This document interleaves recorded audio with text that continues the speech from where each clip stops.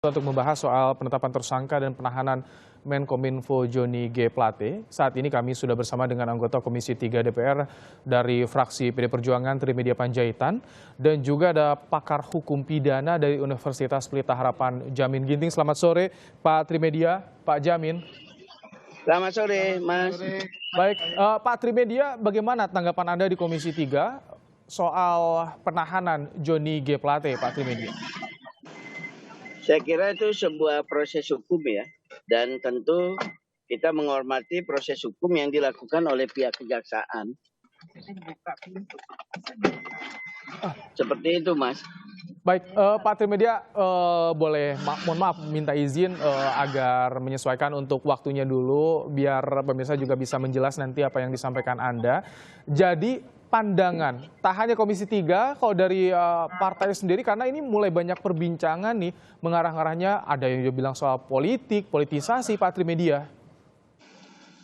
Kalau seseorang ditetapkan tersangka dan orang itu, tersangka yang ditetapkan itu anggota partai politik, tentu ada dikait-kaitkan seperti itu, saya kira itu sesuatu yang biasa.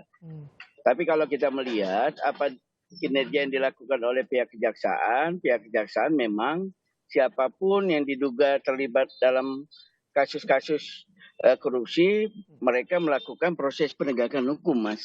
Oke. Ada penegakan hukum. Kalau Anda melihat seperti apa Pak Jamin? Konstruksi hukum yang sudah dibangun, tadi yang menarik karena 10 triliun dari total proyek, 8 triliun kerugiannya Pak Jamin. Ini seperti apa Anda melihatnya?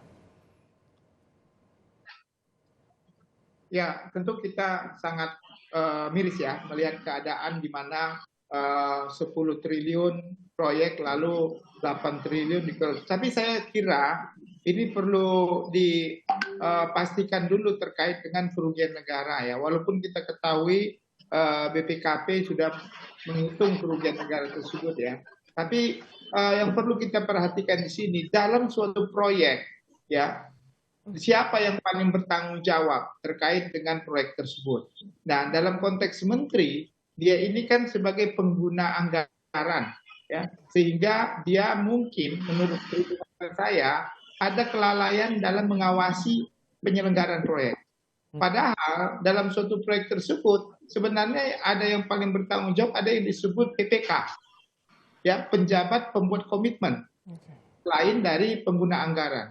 Jadi saya kira kemungkinannya masih ada lagi tersangka lain selain Pak Menteri ini, yaitu PPK begitu, karena dia yang paling tahu terkait dengan teknis pelaksanaan keuangan itu di mana dan kemana uang tersebut. Anda bayangkan kalau 10 triliun lalu 8 triliun dikorupsi, berarti pekerjaannya kan nggak akan muncul begitu ya.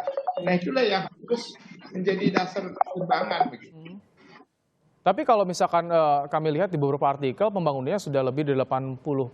Artinya ini sudah tampak sebetulnya progres pembangunannya. Namun seperti apa yang menjadi celah pelanggaran hukumnya? Kita akan bahas nanti ya Pak Trimedia dan juga Pak Jamin usai jeda di Kompas Petang. Tetap bersama kami saudara. Baik, masih bersama kami Pak Trimedia Panjaitan dan juga Jamin Ginting. Pak Trimedia, jadi memang ada anggapan juga ya ketika ini berdekatan dengan tahun politik. Mulai tahun politik ada penetapan tersangka politisi di partai. Ini bisa ada yang mengkaitkan seperti itu juga ya, ada Pak Trimedia ya? Ya, kalau mau mengkaitkan sih sah-sah aja, Mas.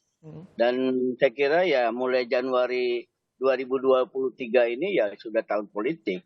Tapi sebagaimana disampaikan oleh Pak Saroni, kerja proses penegakan hukum itu yang dilakukan kepolisian, kejaksaan maupun KPK itu pekerjaan sudah berbulan-bulan.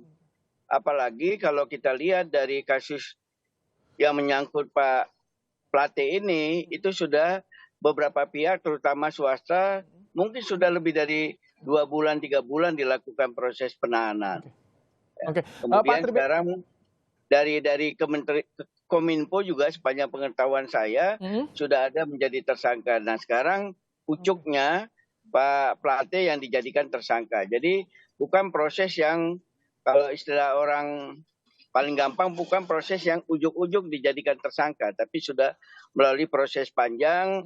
Kalau di dalam proses penegakan hukum itu ada lidik, sidik, kemudian pada saat itulah ditentukan tersangka. Yang paling penting sebagaimana yang disampaikan oleh Pak Jamin Ginting tadi yang kita ikutin dari sejak awal kasus ini ada dugaan kerugian negara 8 triliun. Iya, Yang baik-baik. perlu kita sampaikan pada institusi kejaksaan sudah seberapa besar kerugian negara yang potensi kerugian negara yang sudah diselamatkan. Nah, aliran dananya itu ke pihak swasta atau ke pihak internal Kominfo itu kemana saja. Nah, Itu yang perlu oke. ditelusuri. Kemudian dari situlah upaya kita menyelamatkan keuangan negara bisa terjadi dengan maksimal. Saya kira Pak Joni Plate tentulah tidak bekerja sendirian. Pasti ada pihak-pihak yang terlibat dalam kasus ini. Oke. Kita juga belum tahu pengembangan dari pihak kejaksaan sampai kemana kasus ini akan bergulir. Oke. Seperti itu, Mas. Baik, Pak Jamin, kalau banyak yang beranggapan ini dipolitisasi, kalau misalkan dari pandangan Anda, mungkin nggak sih aspek politis ini dijadikan alat untuk penegakan hukum, Pak Jamin? Ya, saya setuju tadi ya Pak Trimedia ini bilang kita nggak bisa menghindari pandangan orang terkait dengan tahun politik.